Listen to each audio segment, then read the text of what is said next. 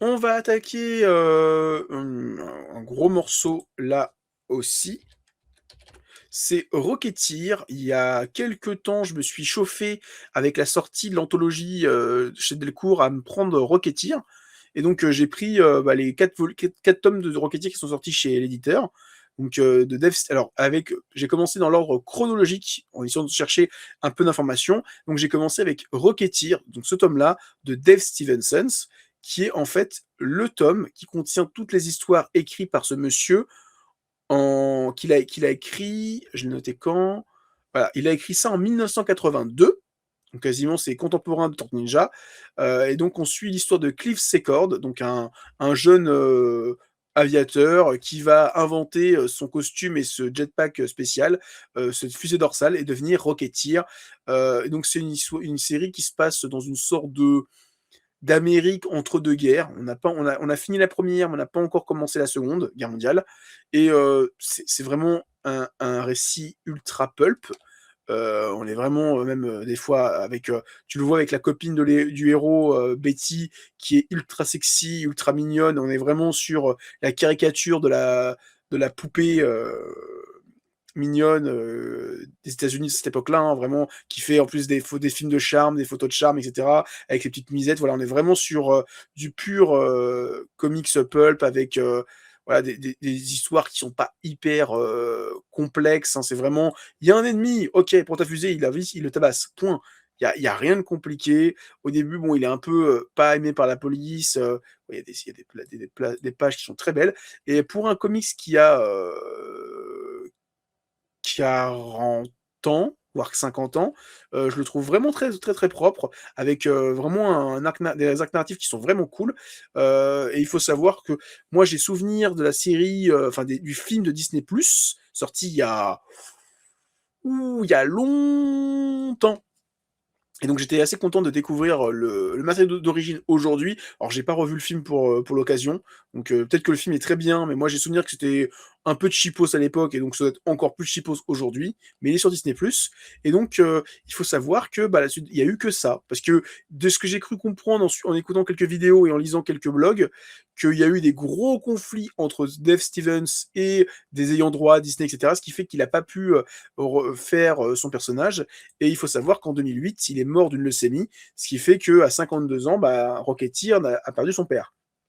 Et quelques années plus tard, en fait, il y a eu, je crois, un rachat, j'avais vu ça, de IDW, donc qui est un éditeur aux États-Unis, qui a eu les droits pour créer des nouvelles histoires autour du personnage, et donc est sorti à ce moment-là Rocketeer, les nouvelles aventures, qui est en fait une anthologie d'histoires.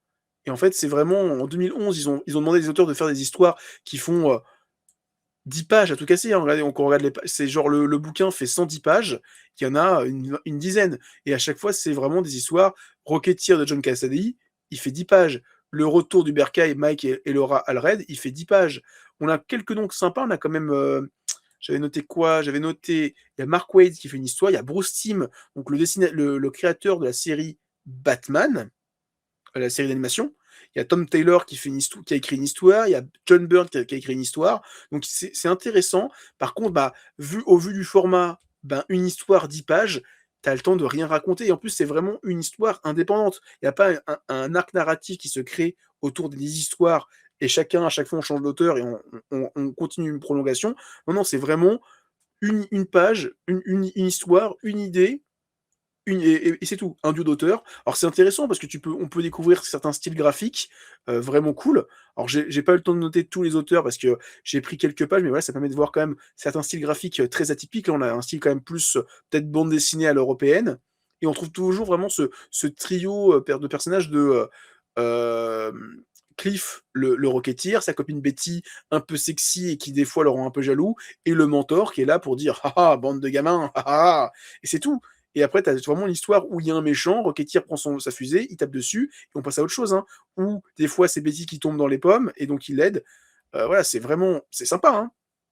Et donc plein de styles graphiques, différents, donc c'est vraiment pas mal pour découvrir, des styles graphiques, totalement différents, hein, des fois très cartoon, et donc là, des fois, par exemple, il y a une page où il y a une histoire où c'est uniquement du texte avec une illustration. Donc il y a vraiment, histoire de vraiment, varier tous les goûts et tous les plaisirs.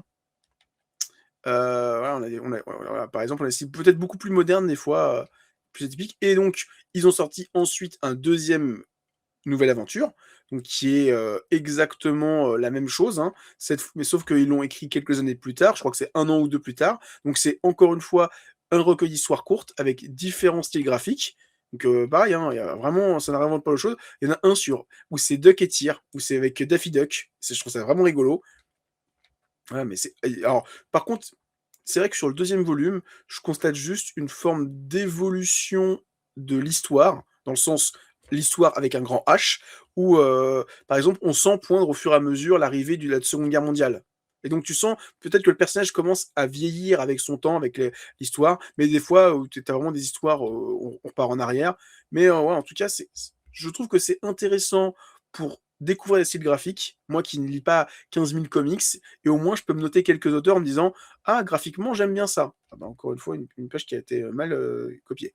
En tout cas c'est sympa. Par exemple, il y a toute une histoire avec, où ça fait une référence pour moi à peine, voilée à Indiana Jones. Voilà, en tout cas c'est sympa.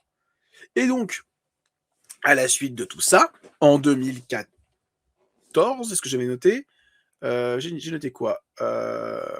En 2002, conscient que Rocketeer méritait de revenir, IDW a commencé en 2012 une mini-série avec Mark Waid au scénario et Chris Samnee au dessin, intitulée A Cargo of Doom, donc La cargaison maudite. Et donc là, c'est une série un tome qui est sorti il y a 1 an maintenant chez Delcourt, et donc qui est une histoire complète autour du passage de Rocketeer.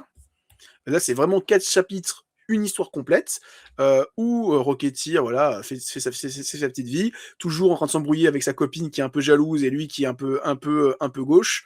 Et il y a toute une histoire sur le fait que on va trouver une carg la mafia a fait venir une cargaison un peu bizarre et cette cargaison, c'est des dinosaures qui viennent d'une île, une drôle d'île où il y avait un gorille géant. Donc il y a tout un clin d'œil au fait que King Kong a potentiellement existé dans cet univers-là, que le film de King Kong s'est déroulé dans l'univers de Rocketeer il y a quelques années en arrière, et que là il y a des mafieux qui sont allés sur l'île pour aller chercher des dinosaures, pour en faire des dinosaures avec des jetpacks.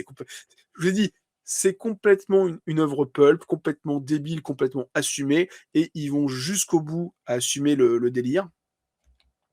Et ouais, en tout cas, bah, Rocketeer, c'était sympa, voilà, donc c'était une histoire vraiment cool. J'ai pris pas mal de plaisir à la lire, et bah, maintenant que je suis à jour dans la publication de Rocketeer en France, bah, maintenant je vais attendre chaque nouveau tome avec grand plaisir. En tout cas, moi j'ai adoré.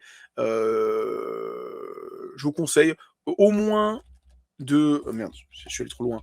Lisez, vous pouvez commencer directement avec cette histoire-là, elle est très bien. Je vous conseillerais un petit peu moins les anthologies pour le découvrir parce que ça reste sympathique pour découvrir des styles graphiques, mais vous allez pas rien comprendre à ce que c'est Rocketeer. Par contre, si vous voulez vraiment comprendre les bases du personnage, sa relation avec sa copine, lisez, au moins enfin lisez peut-être celui-ci et après vous pouvez directement passer à Mark Waid. Le reste, c'est vraiment bonus, c'est pas indispensable. Vraiment les 2 que je vous conseille, c'est le 1er de Dave Stevensons et ensuite aller lire La cargaison maudite. C'est pour moi les 2 histoires les plus importantes.